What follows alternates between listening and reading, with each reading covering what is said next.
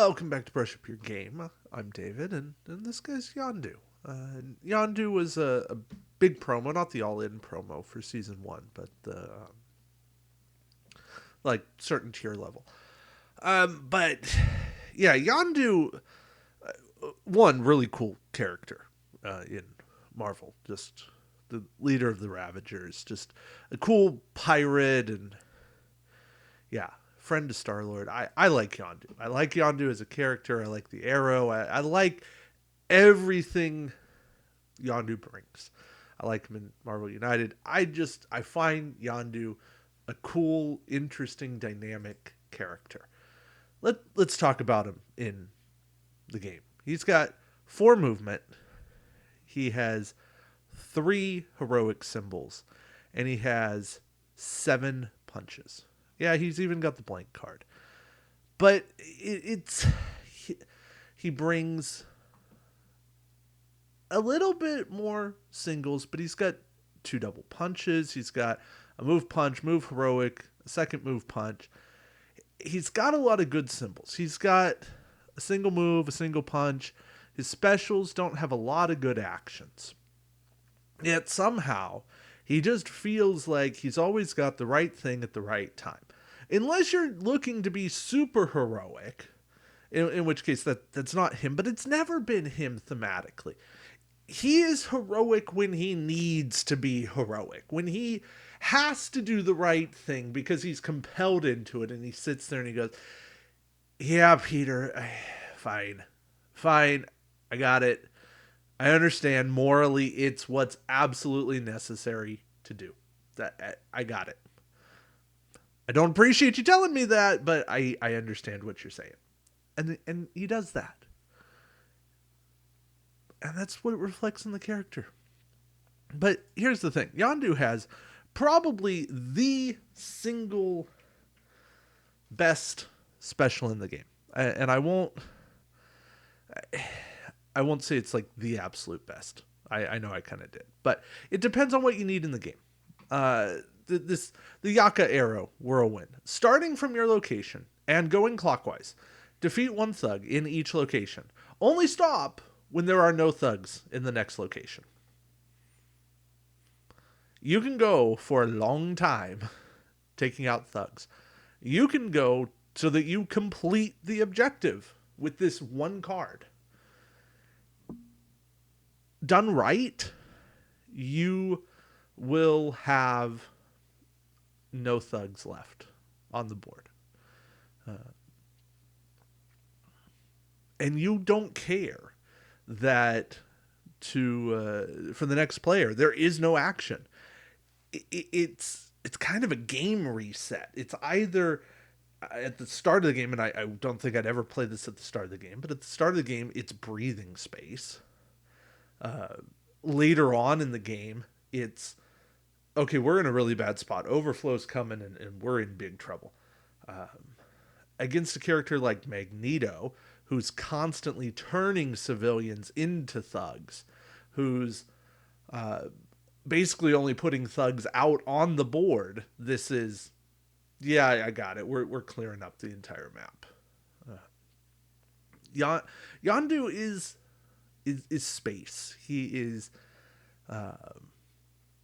just setting things up.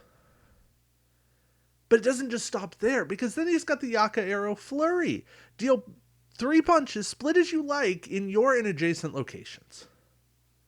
Plus he gets to be heroic on top of it. It's like his badness, his whistling of the arrow, and he also goes, oh yeah, by the way, hey, you civilian over there, you're rescued. You're safe. Oh, threat? Yeah, I'll work on that. I got that. He's just whistling along, doing what he does, and taking care of business. See, I love characters like Captain Marvel and Cyclops who get to punch in adjacent locations.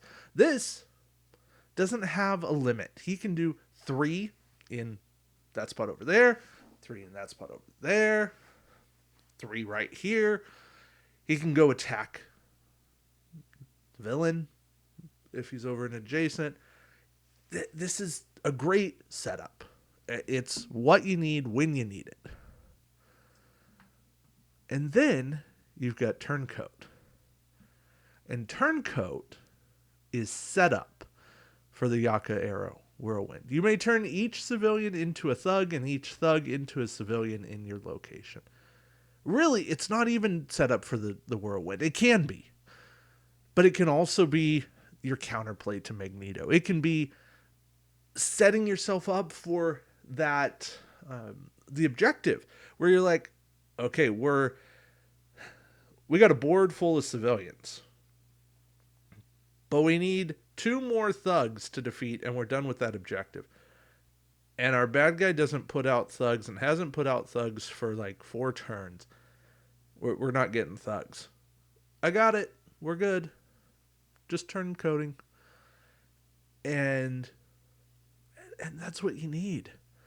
See, sometimes you're just in the wrong position. A lot of villains this doesn't work against because they put out civilians and thugs in such even distributions, even quantities. So really you're trading like 2 thugs and a civilian for 1 thug and 2 civilians. And it's like, that doesn't really make a difference. But when it does matter for those villains, and I know I keep coming back to Magneto, but Magneto wins when there's no civilians left on the board. So Yondu can take a location with 4 thugs and go, yeah, I got 4 civilians now. Great.